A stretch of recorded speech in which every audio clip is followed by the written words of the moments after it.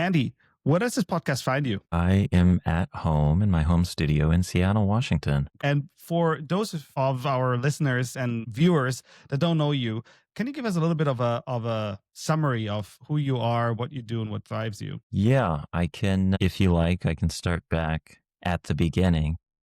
Sure. I grew up in a small town, a little fishing village, really, in Southwest Alaska, a little place called Bethel, and very small, very isolated. You know, no roads lead there. You had to fly in, or so very, very kind of isolated.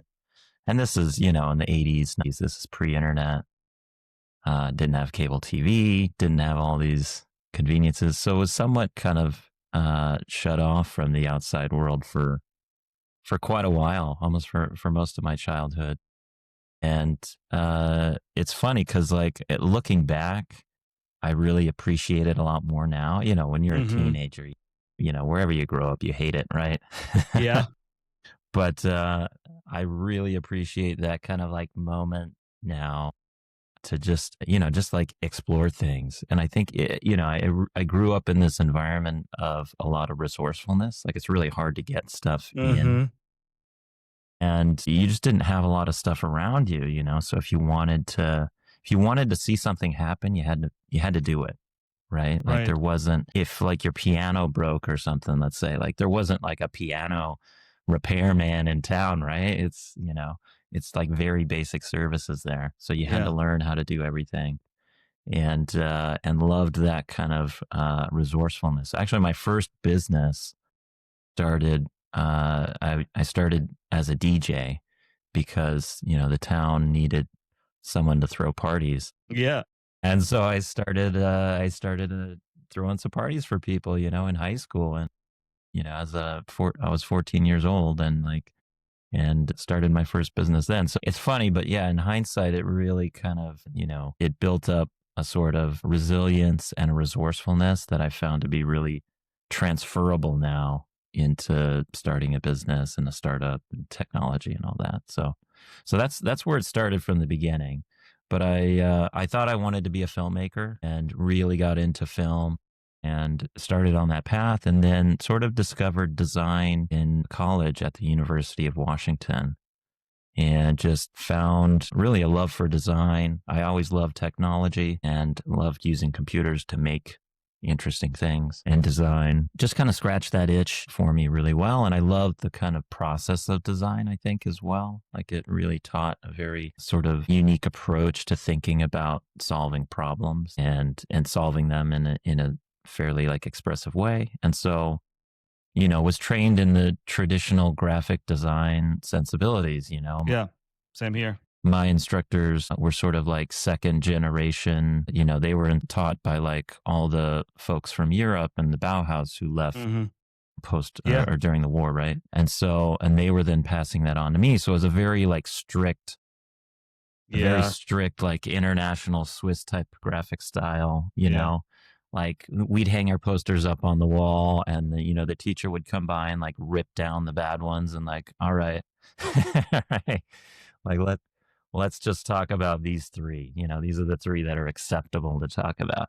So it was very much that sort of environment I grew up in. I just had like an interest in storytelling and more interactive media.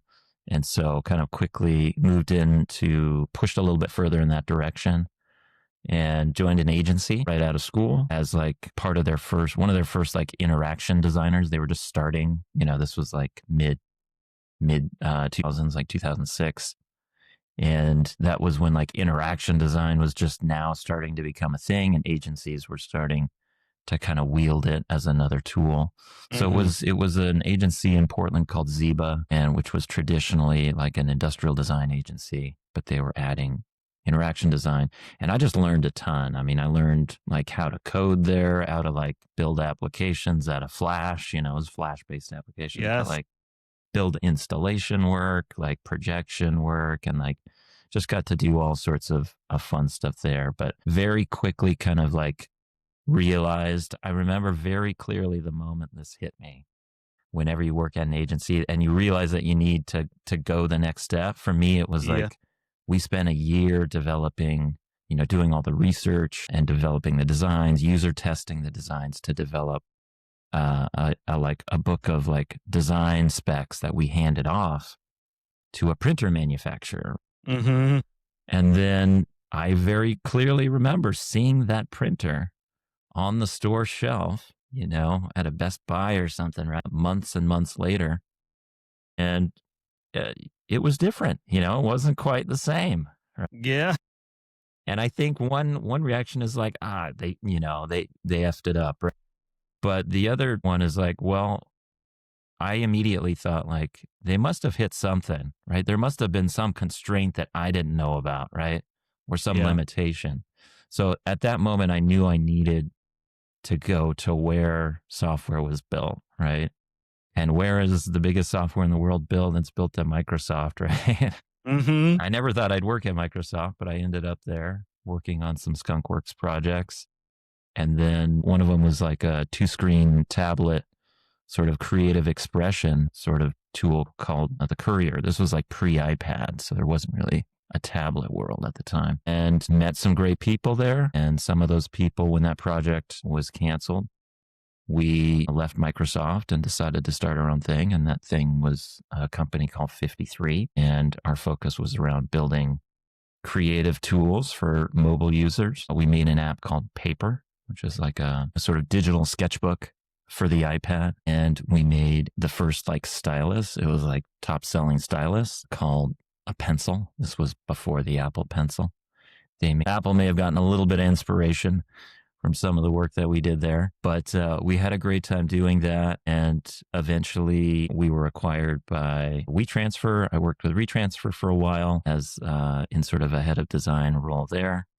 And then just started feeling that itch again to get out and explore, what design can do in software. And that's really led me to what I'm doing now, which is not boring software, making playful software for your everyday sort of boring routines. Yeah. And we will get into that in a second because I have a lot of questions. But what's also fascinating for me listening to going through your history, there's so many overlaps. While I didn't grow up in a town that didn't have any roads, I also grew up in a very small town, 5,000 people. And, a lot of what you described in terms of how that feels growing up there in the 80s and 90s very much so resonates. And I was basically halfway around the world in Germany, close to the French border, experiencing that. And my path through graphic design, agency, very, very similar into the software world. And funnily enough, I've also found myself say the line of, I would have never imagined myself working at Microsoft. Yeah. Yeah. As well. And, funnily enough, which I didn't know when we first met, I would end up working with some of the folks that you used to work with. That's right. At Microsoft. So there's a lot of really interesting overlap, which is always fascinating and great how this works. So maybe it's a good segue into my first question that I had for you. We first met actually I did some research 12 years ago, went through my camera roll because I remember taking some photos back in the days, actually in the Soho office of 53. You co-founded the company. You had released Paper, which I thought at the time when it came out, it was one of the best, and probably still to this day, one of the best pieces of software made in this touch era, basically. I still hold any drawing software to the standard that you said with specifically the pencil texture in Paper. I think there's nothing out there, not even the stuff that you get in Procreate, that ever has reached the pencil texture of Paper. And at that visit, you also showed me and gave me the pencil, which, for those people that are not familiar with, maybe I'll find a photo and put it in the show notes. It wasn't just a stylus. It was also just so well made. Because as you said, there was no stylus at the time. Jobs were very vehemently against styluses for a very long time. You also made it in a beautiful form factor. The almost carpenter pencil shape, that the walnut, I got the walnut wooden version, which was just so beautiful to just hold and kind of fiddle with. Yeah. So a lot of the work that all of you did there, was absolutely groundbreaking. I would love to hear kind of your thoughts on what happened to software over the last 10-ish years since you started Paper, and how you see the state of software today, because I think it is a great way for us to then talk about some of the other questions that I have. Yeah, it's I have thought a lot about that and written a little bit about it. And yeah, I think it's in many ways software, the way that we design it, the way that we build it, it's grown up, right? Like it went from something of a niche profession or a niche thing that some people did into something that like is now the dominant like vertical of design is working in digital mediums, right? It's Hmm. not, it didn't used to be that way. It was sort of a No. niche thing.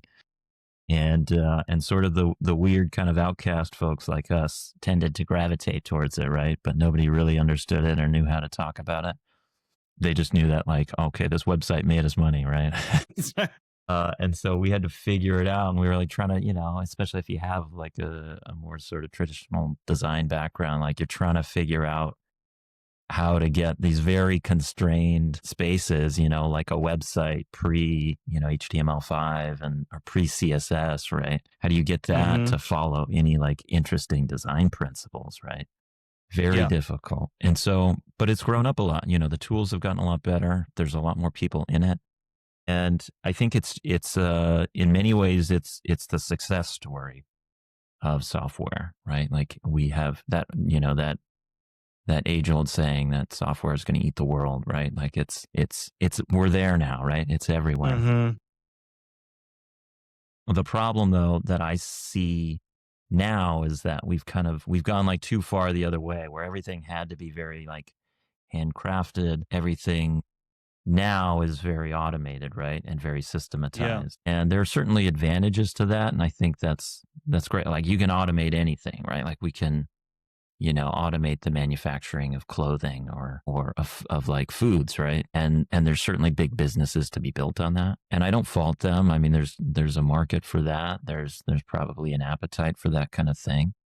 The thing with software design that I saw happening over the last, 5, 6 years that really spurred the development of Not Boring and some of the ideas behind it was that there wasn't really anyone like doing the interesting thing, like Hmm. pushing on how do we make software just a better experience or more interesting or taking it to the next level, right? All the conversations, especially a few years ago, were around like design systems and Yeah. design automation and things like that. And that's all fine, but I felt like we were missing that, And if you look at other design fields, there is that, right? Like if you look at the world of fashion design, it's not like if you go to a fashion design conference, not everybody's talking about like the right sort of like manufacturing line to use. Yes. Yep. You have like visionaries who think about like, well, how can the aesthetics of fashion move forward? And how can we, that sort of thing. There's fashion Hmm. shows, right? And I think critically, the people. Well, here's a key thing too that I know you'll relate to. I started teaching at the time. I started teaching about 7 years ago in sort of the middle of all this. And it became very clear. Here I like came into the classroom thinking like, hey, I'm from the industry. Let me show you how it's done, right? Hmm. Let me like, slap you with a bit of reality. Like that's not going to perform well like that. That sign up flows like dead in the water for this reason, right? And there was some of that, sure, some slapping around. But really they, the students taught me something, which is they just had this, they hadn't yet hit that, right? And they Yeah. had this real kind of like innocent optimism about what Hmm. design can be and how you can push design forward, through these mediums. And it just really got me excited again. I just started to like, wait a minute, yeah, why did I get into design in the first place, right? Why? Right. I think I like to be a designer. Like, I don't necessarily want to just become a manager or a business person. I actually like being a designer, and I like making things and designing things and creating things. And, it just got me to see that differently and look at these other fields in design and think like, well, why don't we have that in software? You know?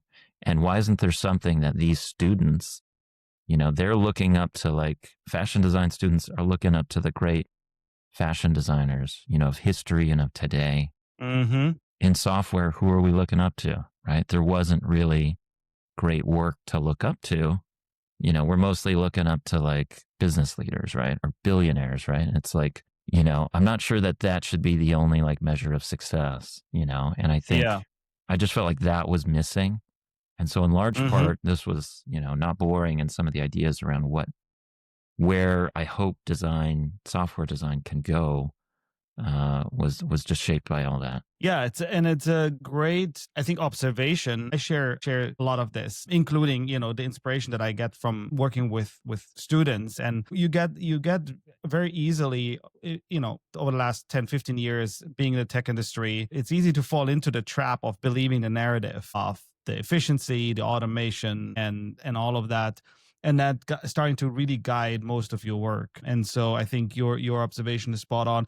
What I'm hoping to bring some new perspective with this podcast around is exactly that. And how, we also, I think, from a business leadership perspective, if we all are automating and reproducing the same kind of stuff that's predictable, then, there's also no edge anymore for a business. There's no value creation happening. And so I think it's trying to find both inspiration, but also, I guess, some call to action for, hey, in other industries, we see this as necessary. It is how things evolve, is how we push things forward. And there is a business impact, but that is not the predominant reason necessarily to do it in the first place. And I have some questions for you around that, because I know you've also been publishing and writing Yeah.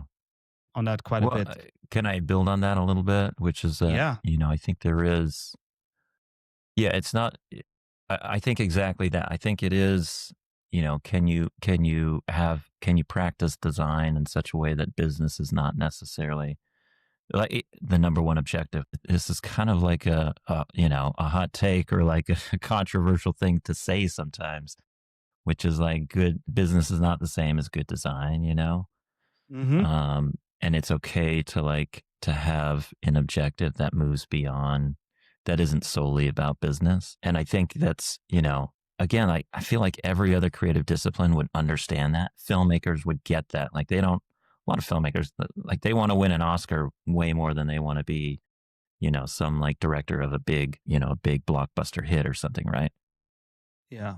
And I want to instill that sort of like motivation, and I want to find that because I think software is ready for it, and I think you talked about, it's not that you push the business aside. I think there actually is a business opportunity in the space Yeah. because it's very, we think about design as one thing, but really it's different things, right? And you can use it in different ways. And especially in technology, you can think about design serving different purposes based on like the maturity of a technology, right? Like if you think about the adoption curve of a technology, right? Very Mm-hmm. early on, like design is almost there just to make it work, and like in many ways get out of the way, like think about Yeah. Mid Journey using Discord as their UI, right? Like, Yeah. but the idea was to get very much out of the way to like allow for flexibility to figure out what this technology can do. And then there's like Yeah. a scale point, right? When that curve really like ramps up. This is where like Apple is great. They can take an early technology that's kind of figured out, but they can figure out how to package it and like Mm-hmm. universalize it in a way that makes it approachable for everyone. But then the Yeah. thing that we often like, we kind of focus on those two phases in technology.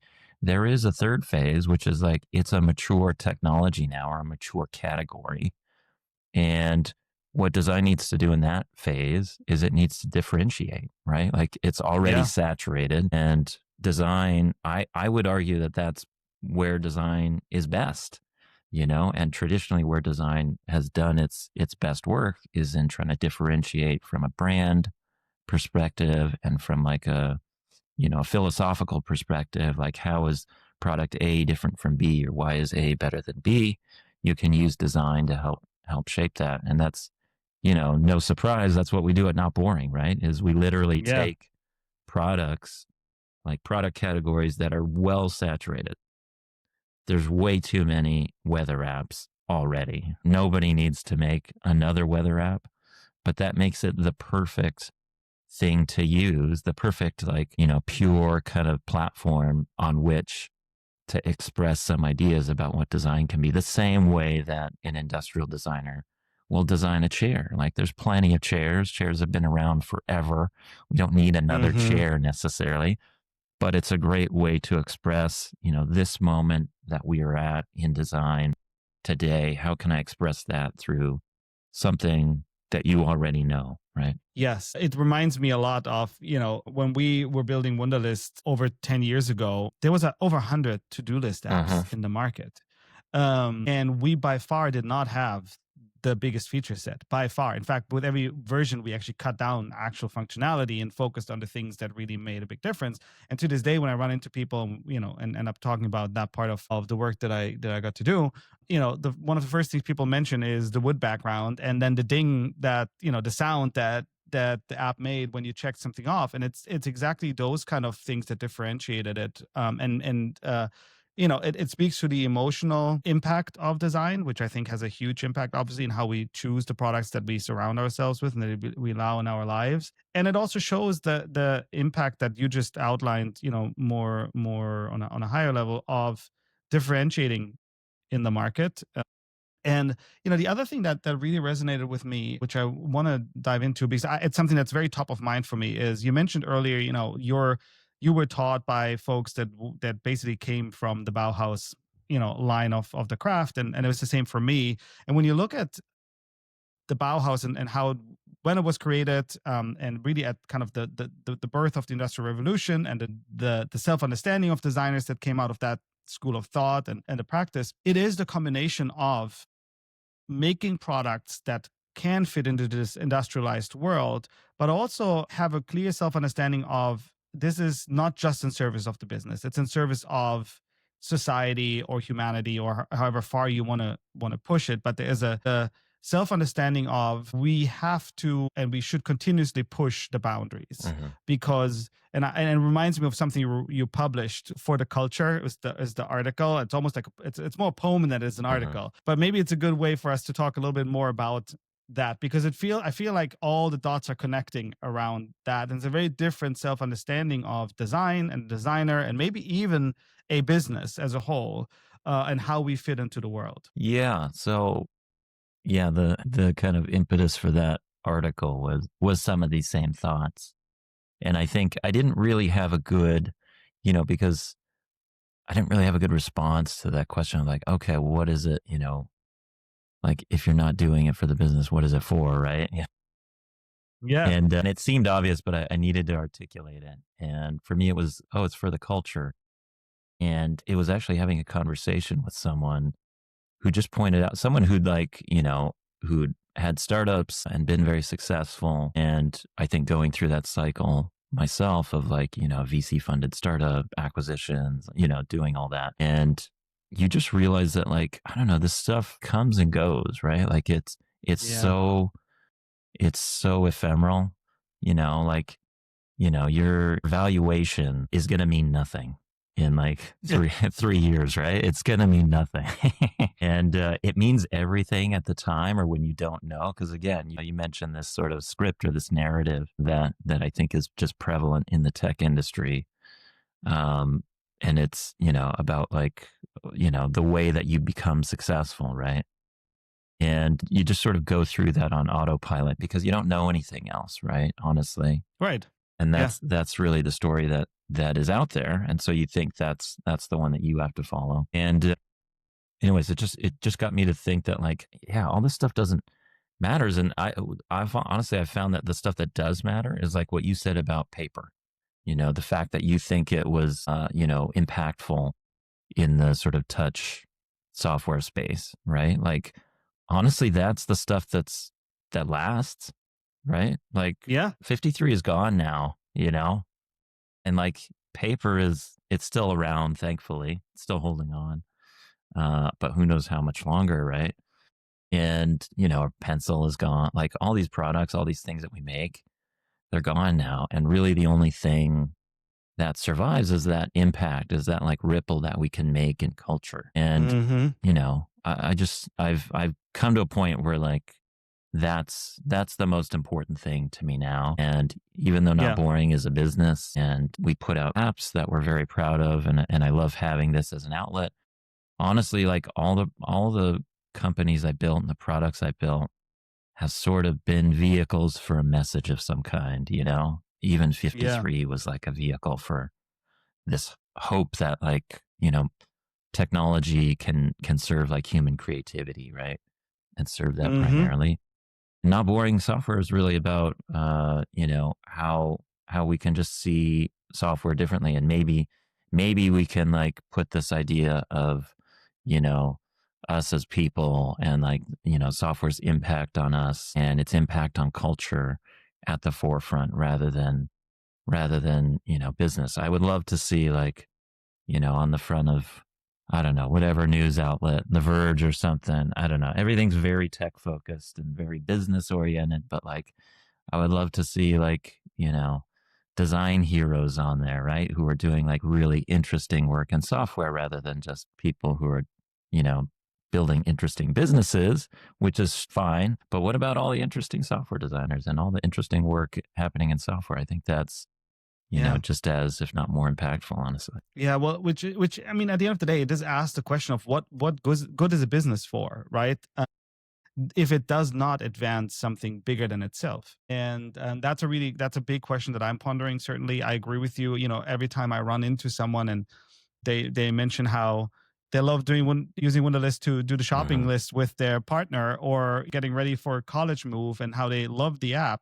That's the satisfying Exactly. Yeah. hard. And I've always said this to my teams is, the things we made, the half life of software is somewhere between 3 and 5 years. Same with venture backed companies, right? But it's how we make it and who we make it with that really is the determining factor for me, certainly. And I love hearing you describe that in a really well articulated way, which is sort of a great way to talk a little bit more about, how you are applying all of this thinking in your work. And your apps have won the Apple Design Award. You've been featured, on The Verge, Bloomberg, Washington Post, I found as well.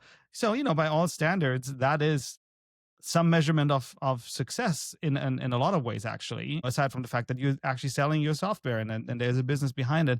But then when I go into your website, your company's, I guess, purpose, and I quote this playful software for life's boring routines. Most apps help you save time. We help you savor it. And I love that last part because I feel like going all the way back to the very beginning of what you said about how we're so bought into the efficiency goal as the end all be Hmm. all of automating the process, building software that automates our life, all of that. And underlying what you're describing here is a very different understanding of what this is all about. And it's actually about Hmm. savoring the time that you spend. So, talk to me a little bit about that very different focus from most of the other software companies, big or small. And you already sort of talked about why it's important to you, but how does that apply in the work that you do, the products you pick or the spaces you pick, the problems you want to solve, and then how you actually get it into your work. Yeah, I think well, first of all, I'll say that that perspective, I don't think I could have had that perspective in my 20s, So I do think, I'm 40 now, 40 plus, I'll say. And Yeah, same so here. I think some of that is just, reaching a certain point in your life where, I sort of say it with trend, or I think it's true with like fashion and trends, like once you see a Hmm. trend kind of come back around the next time, you're like, oh, okay, that's how it works, right? Like, and you're kind of like ready to step off the train a little bit, and you're like, and then you just look like an aging dad, I guess. But I think there's a great perspective that comes with aging, which is that like ability to just kind of slow down and like kind of reevaluate the sort of narrative that you've been running through, on something, somewhat on autopilot, right? Like you've just sort of been Hmm. following a narrative that you thought was sort of the way that things go. But once you go through that and you reach the end point, you're like, I'm not really any happier. It's like, That's right. okay, now you got to figure out what you're really about and what you really care about. And that's where the fun starts for me, honestly, because you get to like redefine it and kind of like shape your own narrative. Agreed. And some of my favorite, creative heroes have done just that, whether that's like Miyazaki or Brian Eno, like people who've managed Hmm. to stay very creative very late in life and still do very Yeah. interesting work, but are like, very uniquely their own, right? That would sort of be my dream. So I'm sort of on that path to, I'm like trying to become someone like that. Like that would be the dream goal, right? And in some ways, I wish those were our, more of our heroes rather than the billionaires of these companies who just Yeah, seem I'm with miserable you. to me. You know, I don't know.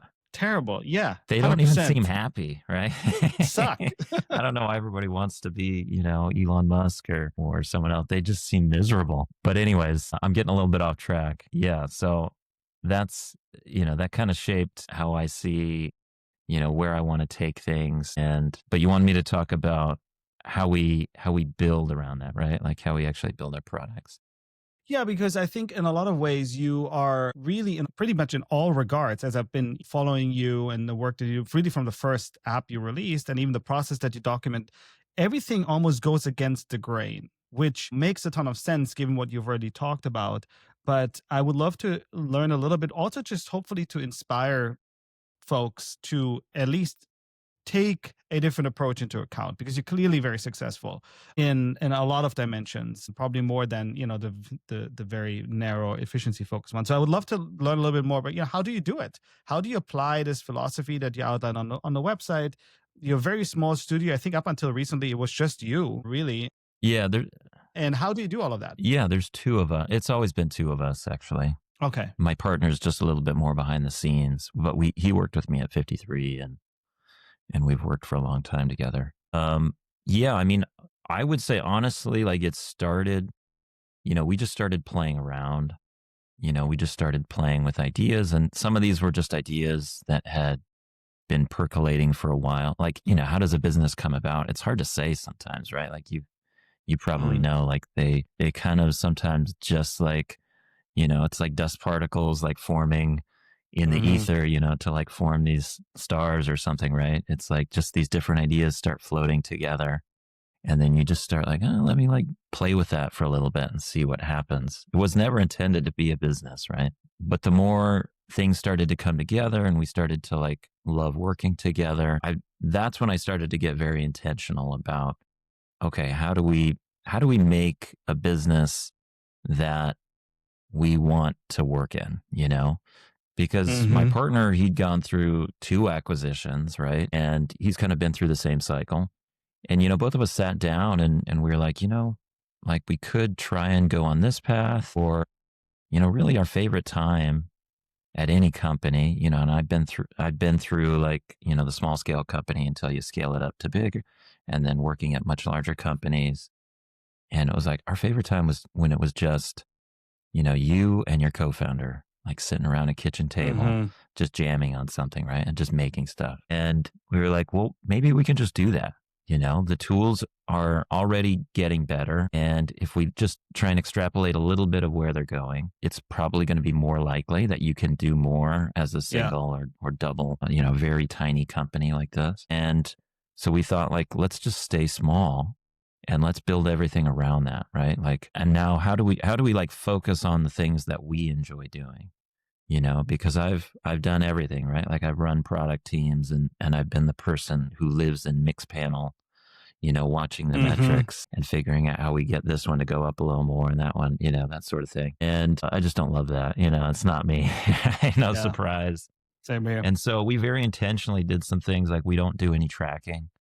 I mean, it's a great benefit for users because there's like zero data and it's very privacy Yeah. focused. But really, a lot of it's for us because if we don't have the data, there's nothing to optimize, right? Like we can't spend weeks or months, right? Like trying to tune our onboarding sequence or our like paywall exactly right, right?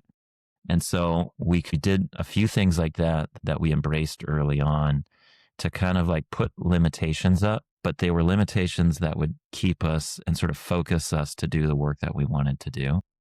Another one was we were only going to build, the idea was around basically, well, okay, I'll spell out.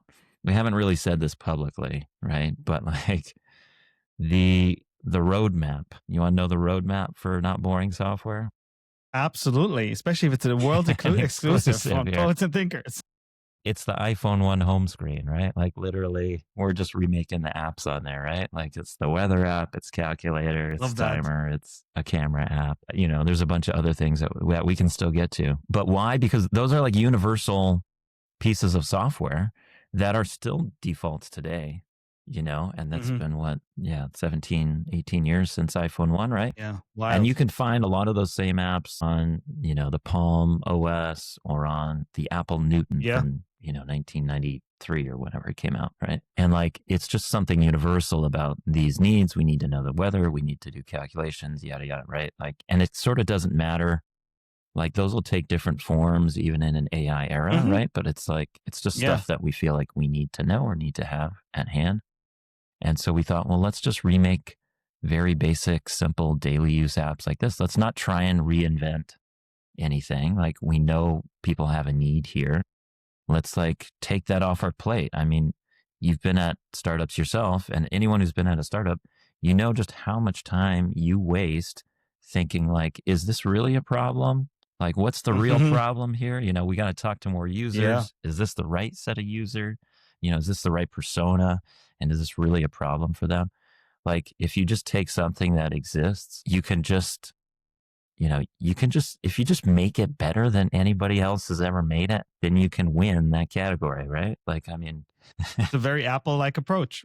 They've perfected that understanding of, the human factors of the really critical everyday needs and exactly. problems we run Yeah. into. And then I think, and then we thought, well, let's do something that, Apple, it's a great point because Apple has already done their version, right? And they've made kind of the standard default version. So now we thought, well, in order for us to like to move you know, any bits of software and have any progress there, like we have to do something completely different.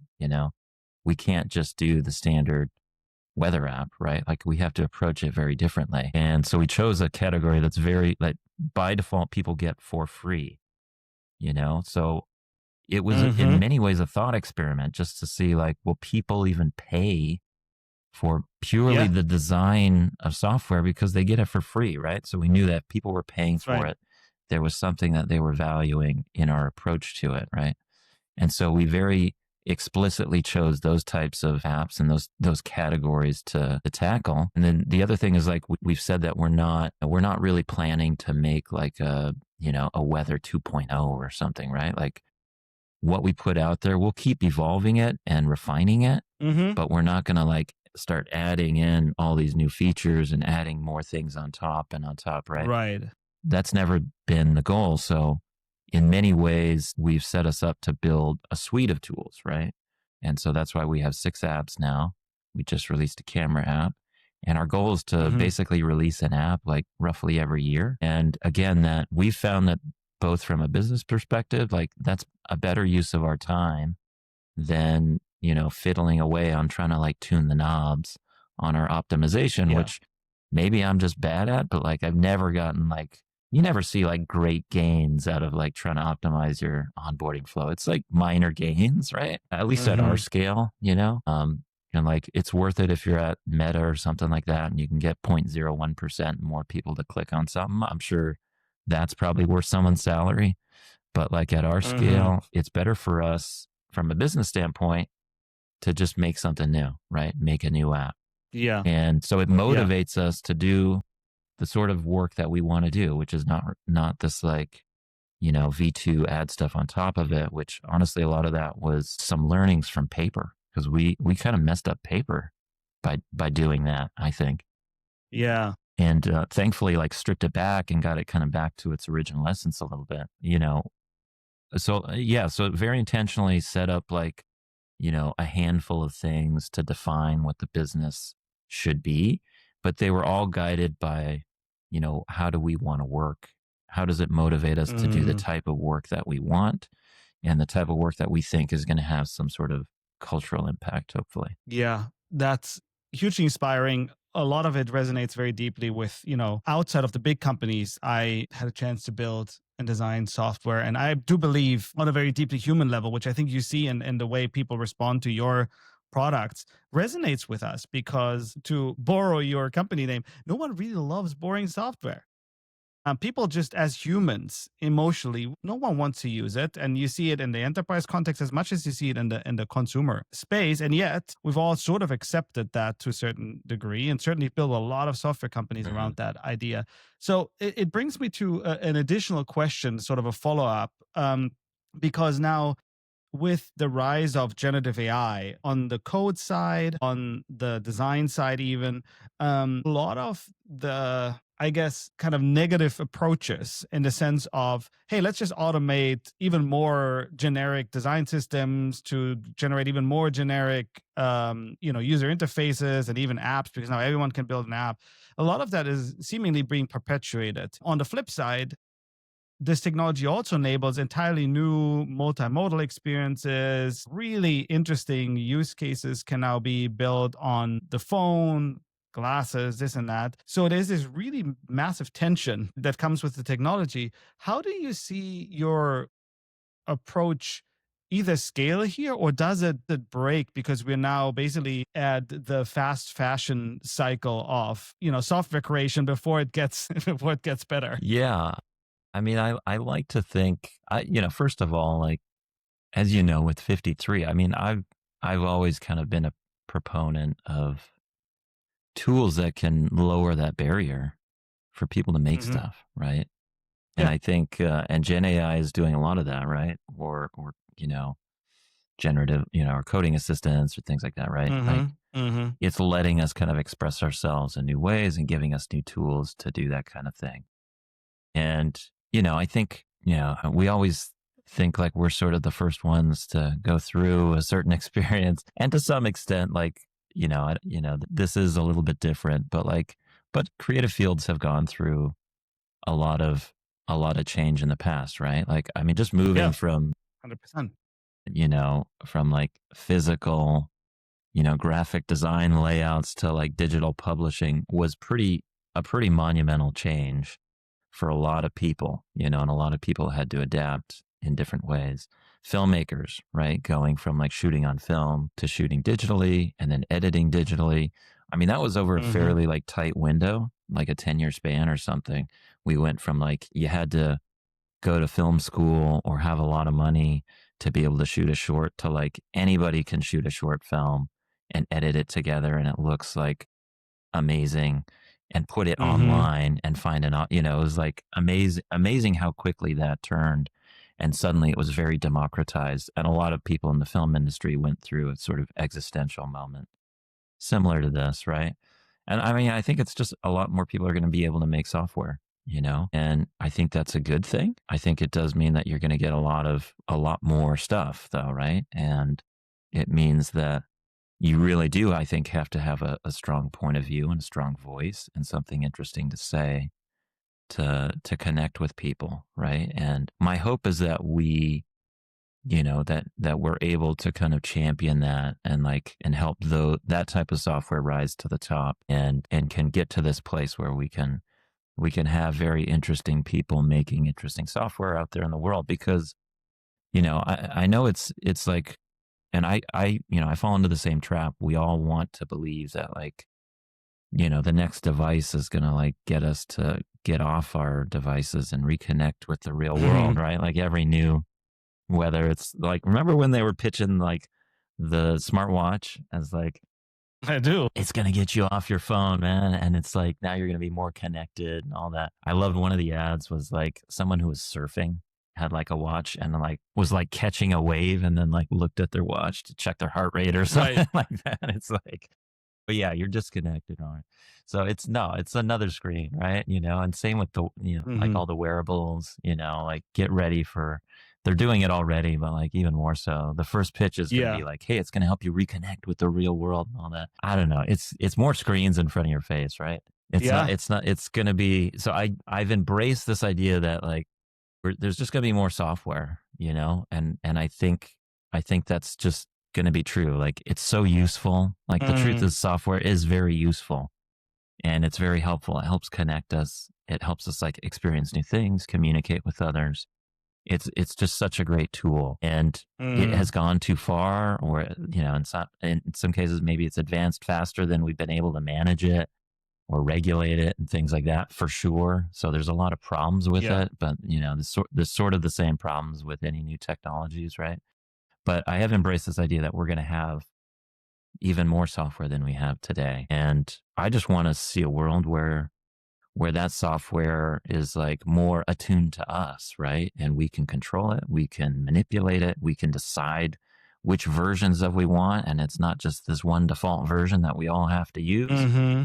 And, it becomes a form of our self expression. We can modify it and alter it. It's malleable. That's kind of the world that I'm hoping can arise from some of these new tools and more people working in software. Yeah.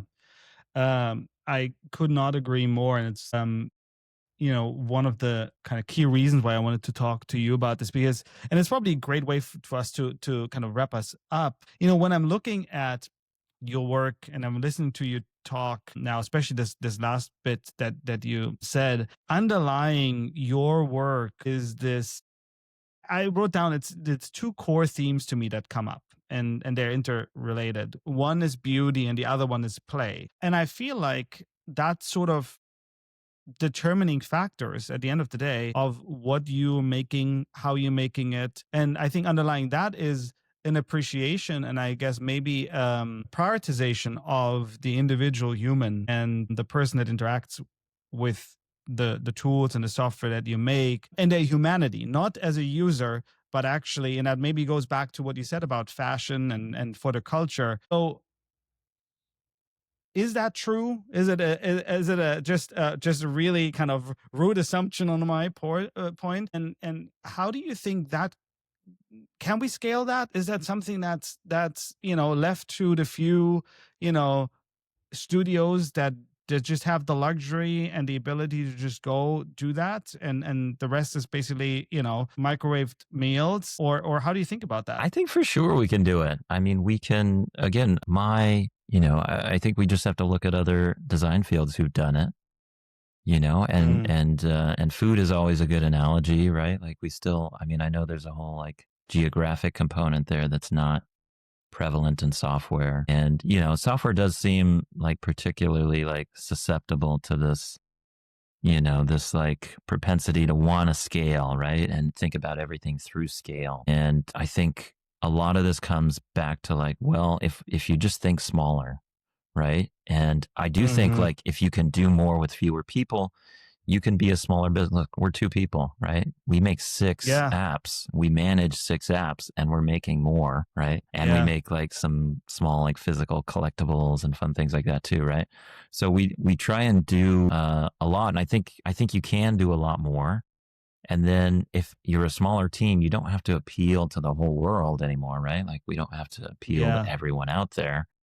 That means that you can be more opinionated, you can be more specific, right? You can speak more to a very specific audience. And, that's the world that I want to live in, really.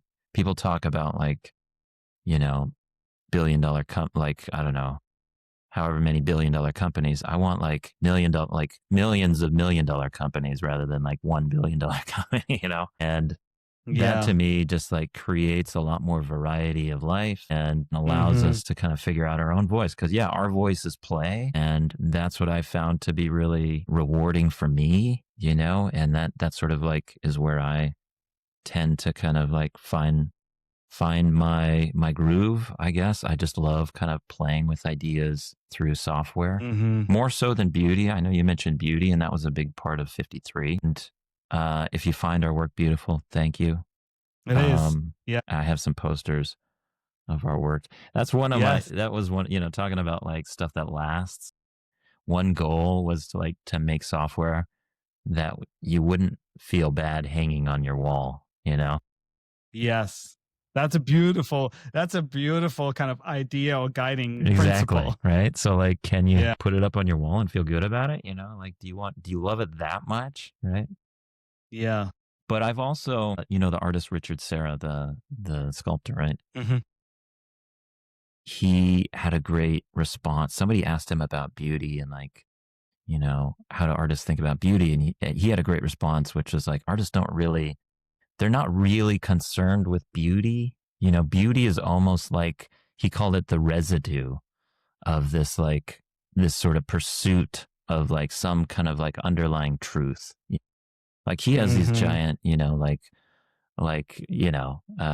rusting, iron metal pieces that are not Yes. like the most classically beautiful. But really, truly, beauty, the more you think about it, the more you understand that beauty is not so much an aesthetic, a sort of subjective, like aesthetic thing. It's more about like how we describe these like pursuits of honest pursuits of truth or something, right? Yes. Like you can, if somebody does something, you can say, "Oh, that's beautiful," right? It's beautiful how they did it this way or the way that they portrayed something.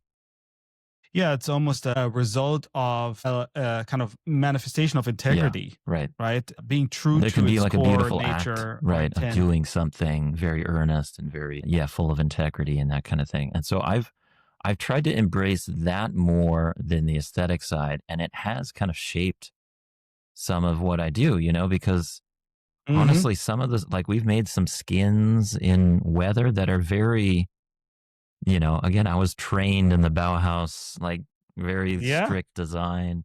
And that's still kind of what I sort of lean into mostly. But like I was just, Hmm. I was playing around in Blender and I was like, my kid, my young like 5-year-old was walking up. You're like, oh, you should put some eyes on that.